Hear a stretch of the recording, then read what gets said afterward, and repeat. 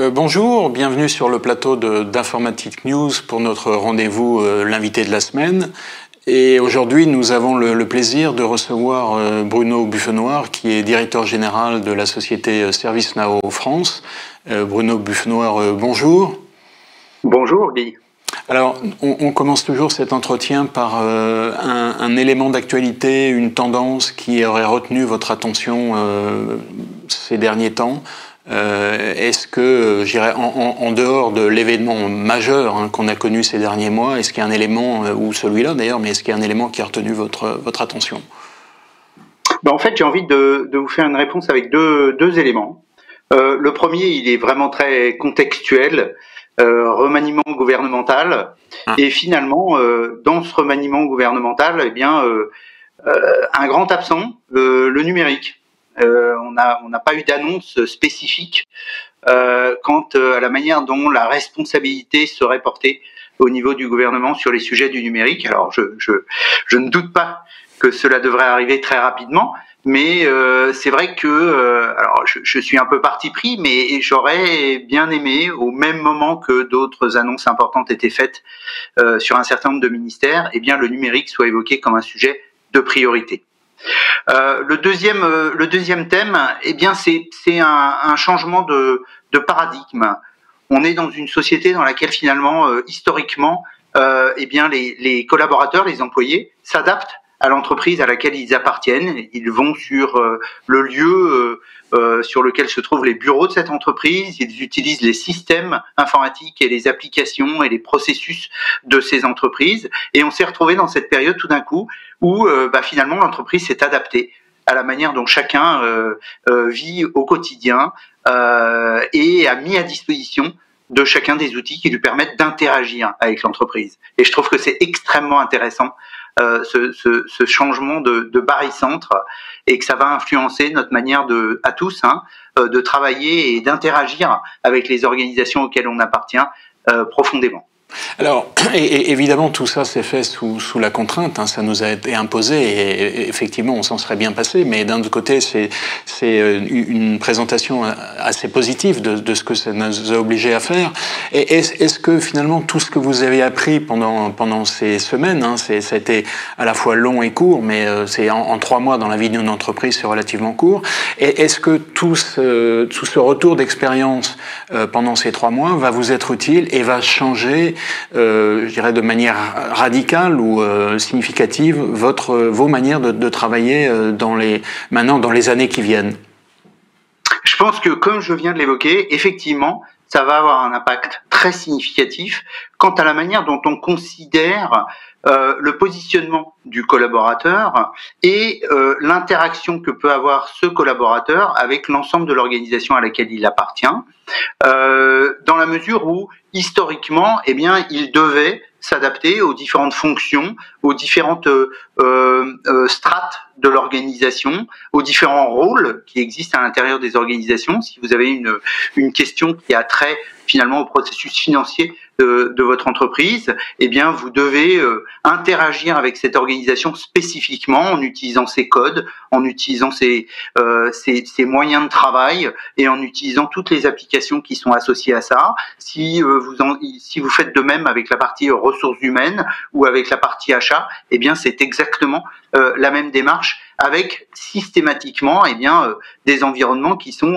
ultra spécifiques en termes d'application, de processus, de sémantique, qui sont finalement utilisés historiquement. Eh bien aujourd'hui, on va se retrouver dans un modèle d'engagement pour les collaborateurs, pour les clients, pour l'ensemble de l'écosystème des organisations, qui va s'adapter à l'expérience qui est vécue par chacun d'entre nous, plutôt que de s'adapter à ce qu'on appelait historiquement la mécanisation de chacune des fonctions des organisations. Donc je pense que ça va avoir un impact durable sur la flexibilité du travail, sur l'expérience qui est prise en compte pour les collaborateurs, pour les clients, pour les gens qui interagissent avec les organisations pour être capables de consommer des produits ou des services, et que ça va être extrêmement bénéfique pour casser les silos finalement qui peuvent exister dans une organisation entre les différents départements. Alors, si on poursuit un peu la discussion sur ce thème-là, on sait que la crise, finalement, elle fera des gagnants et des perdants. Ça, c'est relativement clair. Il se trouve que pour ce qui vous concerne, et si on regarde les résultats récents du premier trimestre, vous n'avez pas vraiment, vous n'avez pas souffert de cette crise, et a priori, l'activité pour 2020 devrait être tout à fait en ligne par rapport à ce que vous escomptiez au départ. Vous avez dit d'ailleurs au passage que vous ne procéderiez pas de licenciement, donc je comprends pas très bien cette remarque par rapport à, je dirais, l'environnement général qui est relativement favorable. Donc, est-ce que vous pensez que finalement, pour vous, la crise n'aura pas d'impact sur le plan de l'activité économique proprement dite? Alors écoutez, dire que ça n'a pas d'impact du tout, ce serait extrêmement présomptueux. Tout d'abord, comme vous le savez sûrement, ServiceNow est une société qui met à disposition des logiciels dans un mode que l'on appelle le software as a service. Donc c'est un mode de souscription qui fonctionne sur abonnement. La majeure partie de nos clients souscrivent un abonnement pour une durée de 3 ans. Donc cette crise qui est sans précédent a un impact sur l'activité de ServiceNow, je vais en parler. Maintenant, pour ce qui est de l'abonnement en tant que tel, eh bien, il ne s'est pas arrêté du jour au lendemain. On continue à assurer le service pour nos clients. Le deuxième élément qui est très important, c'est que finalement, la principale activité de ServiceNow repose sur des applications qui traitent du support apporté au quotidien aux utilisateurs. Que ce soit un support dans l'usage de solutions informatiques ou un support plus globalement dans l'usage ou la consommation de n'importe quelle typologie de service. Eh bien, dans ce contexte-là, vous imaginez que la période que l'on vient de vivre a sollicité plus que jamais les plateformes ServiceNow qui sont utilisées au quotidien par nos clients pour être capables d'accompagner correctement les utilisateurs et pour être certains et qu'ils puissent continuer à travailler et à consommer les services dans les meilleures conditions. Le troisième élément, c'est que compte tenu de cela et compte tenu de tout ce que la plateforme peut apporter comme valeur ajoutée à nos clients, eh bien, il y a énormément d'opportunités, de sujets, de priorités sur lesquels nous travaillons avec nos clients aujourd'hui pour être capable de les accompagner durablement dans cette période de crise. Donc oui, je pense que le marché reconnaît ça, voit dans ServiceNow une solution qui est capable d'accompagner les priorités des clients dans une période comme celle-ci. Et bien c'est reconnu par le marché sur la valeur de la Alors, et puis sur notre activité. Très bien. Donc finalement, vous êtes en train de dire que cette période qu'on a connue a mis vos systèmes sous tension d'une certaine manière. Donc est-ce qu'ils ont tous tenu ou est-ce que certains ont un peu croulé sous la charge? Alors écoutez, il n'y a eu absolument aucun problème de tension, comme vous l'évoquez. Il y a effectivement eu un taux d'usage qui était plus que d'habitude, mais on n'a eu aucun problème de continuité de service.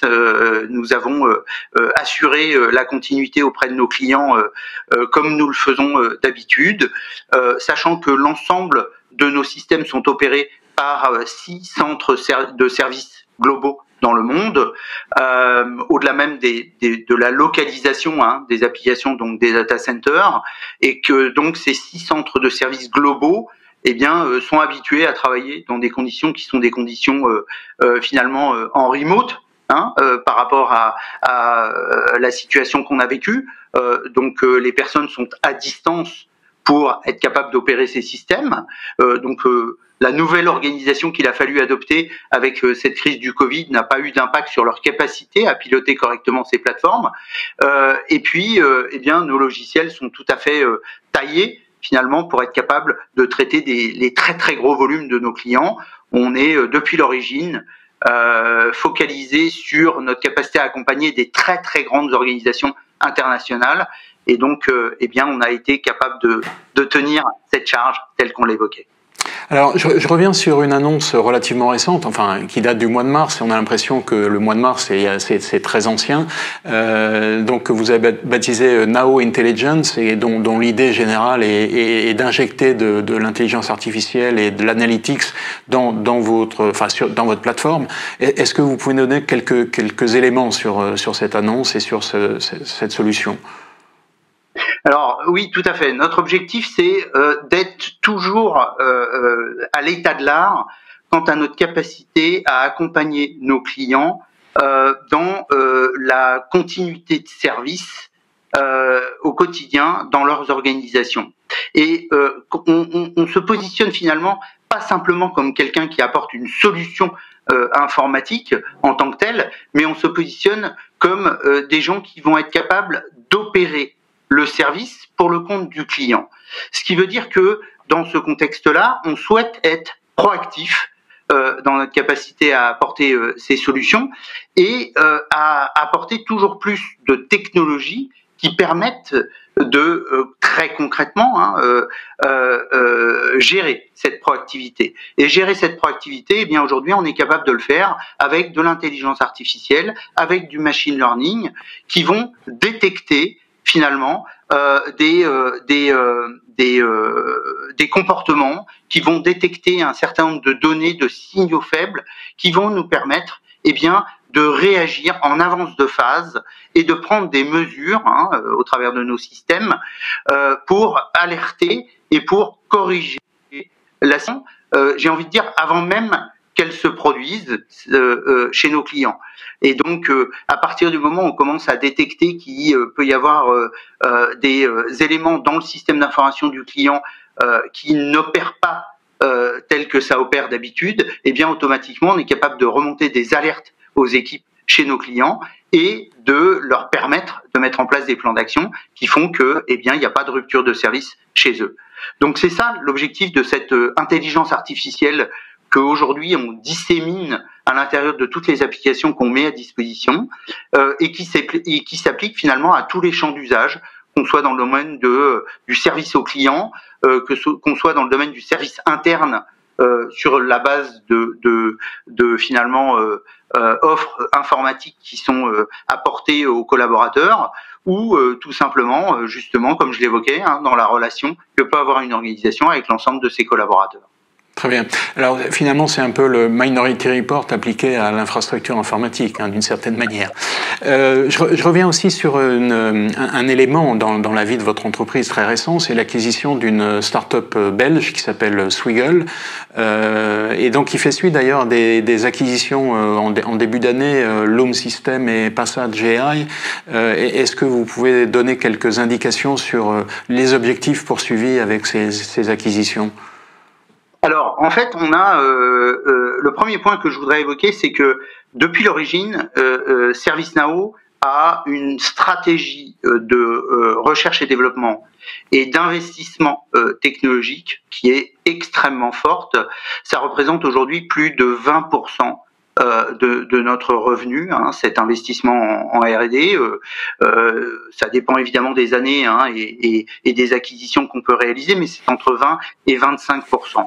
C'est extrêmement significatif et ça rejoint le point que je traitais juste avant, qui est de dire qu'on souhaite vraiment être proactif dans la manière dont on opère le service pour le compte de nos clients sur toutes les thématiques sur lesquelles on est positionné.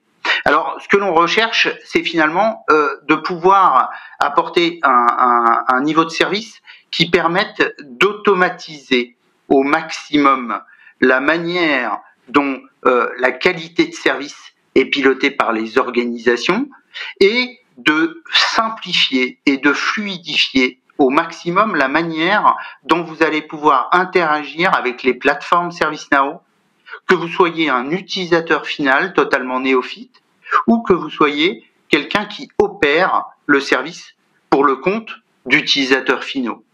Et nous avons à notre disposition aujourd'hui tout un outil qui apparaissent et qui permettent, vous connaissez évidemment les chatbots par exemple, et qui permettent de fluidifier, de simplifier cette interaction que l'on peut avoir au quotidien. Plutôt que d'utiliser un clavier, vous allez utiliser des technologies de langage naturel qui permettent d'interpréter très facilement des questions qui sont posées par un utilisateur final.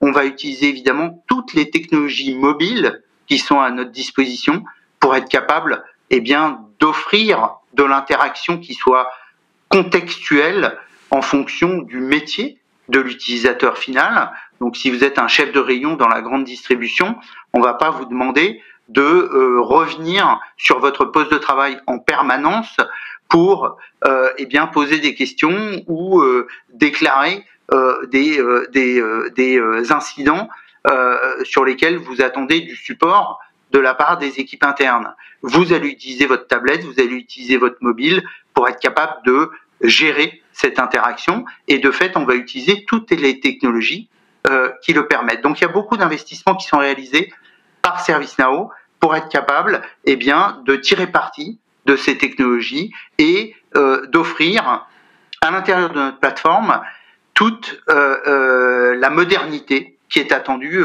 par l'ensemble de nos clients. Sur la partie Swiggle, c'est spécifiquement, je dirais, une technologie qui va nous aider à automatiser la manière dont on va industrialiser la mise en production d'applications et la mise en production de nouveaux services pour des utilisateurs dans l'organisation. C'est l'industrialisation de la chaîne DevOps, telle qu'on l'appelle, donc du développement d'applications à la mise en opération. Comment est-ce que l'on fait pour offrir des technologies à nos clients qui leur permettent de raccourcir le temps de mise à disposition des applications, le time to market, et pour être capable d'être beaucoup plus agile et de se différencier. Alors, on comprend tout ça. Effectivement, l'automatisation, on voit bien que c'est le moyen et le remède à tout ce qui arrive. Mais il se trouve que malgré tout, à un moment ou à un autre, on a envie ou on a besoin ou il y a nécessité d'avoir un contact avec quelqu'un. Est-ce que vous pensez que cette automatisation, elle sera totale, ou est-ce que malgré tout, en dernier ressort, il y aura toujours la possibilité de pouvoir contacter quelqu'un qui pourra vous aider parce que vous n'arrivez pas à résoudre votre propre problème? Eh bien, vous avez tout à fait raison. Et nous sommes totalement en phase sur le fait qu'il y a une complémentarité entre ces technologies et cette automatisation, et finalement que peut apporter dans la gestion de la relation. Alors, ça peut être effectivement une sorte d'accès ultime si jamais la technologie elle-même n'a pas été capable de répondre, et l'automatisation ne permet pas de répondre aux demandes de tel ou tel utilisateur. Et puis, ça peut être aussi un premier contact, au contraire, qui permet d'avoir une différenciation dans la qualité de service qui est apportée à l'utilisateur, dans l'écoute, dans l'empathie que l'on peut avoir. Évidemment, l'empathie, c'est pas quand on parle de chatbot, c'est pas forcément le premier qualificatif qu'on va employer quand on parle de chatbot. Donc, je pense que ces technologies, elles doivent apporter de la fluidité, de la simplicité, de l'agilité, pour être capable de répondre beaucoup plus rapidement à des gens qui, dans leur vie opérationnelle, sont bloqués par des dysfonctionnements.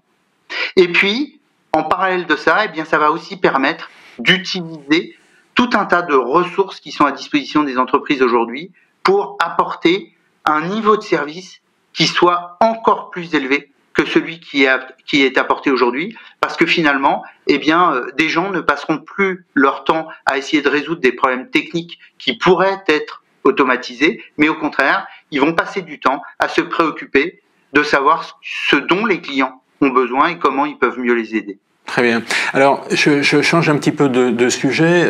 Vous avez inauguré très récemment 2 nouveaux data centers, un en Angleterre et puis l'autre pour le continent européen, à Newport et puis à Dublin, qui sont d'ailleurs appairés, si je puis dire, avec 2 autres qui sont l'un à Londres et l'autre à Amsterdam. Est-ce que finalement votre stratégie cloud, elle passe par vos propres data centers, ou est-ce que vous avez aussi la possibilité, les clients ont la possibilité d'accéder à vos solutions sur les opérateurs de cloud public? Et puis, petite question annexe, et finalement, ce Brexit, il vous a obligé à multiplier les data centers. Vous en seriez peut-être passé. Alors, vous m'avez posé beaucoup de questions.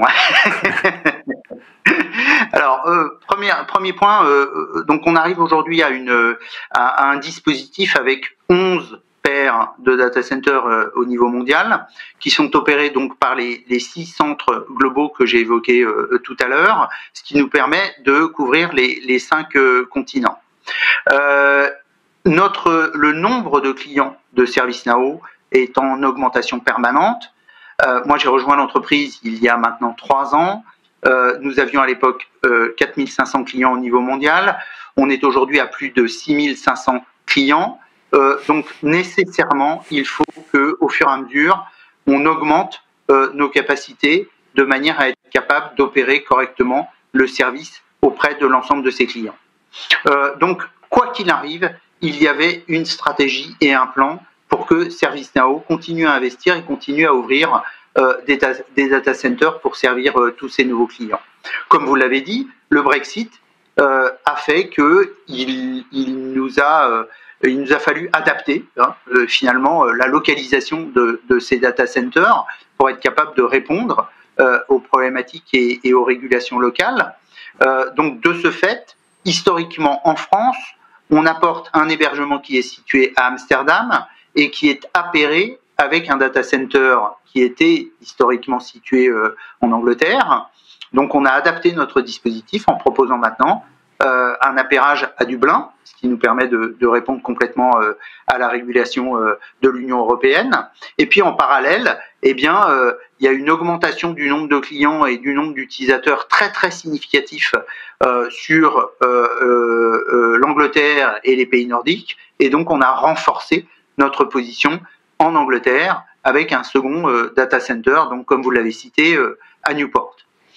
On va continuer cette stratégie, on va continuer à augmenter notre capacité dans les différentes régions du monde au fur et à mesure de notre développement. En complément de ça, on a aujourd'hui passé un accord au niveau mondial avec Microsoft et nous sommes capables de proposer finalement l'usage des plateformes ServiceNow qui s'appuient sur des environnements Azure. On a commencé à déployer cette offre aux États-Unis et dans certains pays d'Asie, l'Australie par exemple, et on va apporter cette flexibilité très bientôt en Europe aussi. Et enfin, on apporte aussi des capacités d'hébergement au travers de notre réseau de partenaires et donc de grands intégrateurs qui ont des services de type outsourcing historique, de type Atos, de type Capgemini ou de type Orange Business Service, sont capables d'opérer nos plateformes pour le compte de clients. Très bien. Alors, puisqu'on parle de clients, hein, vous avez signé très récemment un contrat avec OVH qui se présente comme un opérateur de cloud dans le top 10 mondial. Est-ce que vous pouvez nous expliquer en gros finalement quel est le contenu de ce contrat? Est-ce que c'est un contrat évolutif qui va s'élargir à quelque chose encore plus important, ou est-ce que il est fixé dans le temps?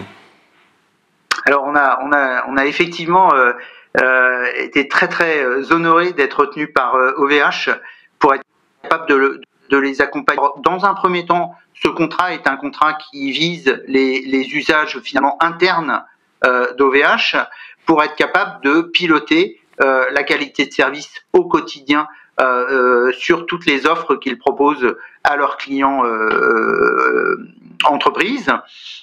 Donc on offre des capacités de portail, d'affichage d'un catalogue de services et puis derrière de management au quotidien de l'ensemble de ces services par toutes les ressources d'OVH. Donc dans un deuxième temps, notre objectif c'est de travailler avec OVH pour être capable d'apporter sur le marché français effectivement des alternatives en termes de capacité d'hébergement et pourquoi pas de capacité d'opération de la plateforme ServiceNow.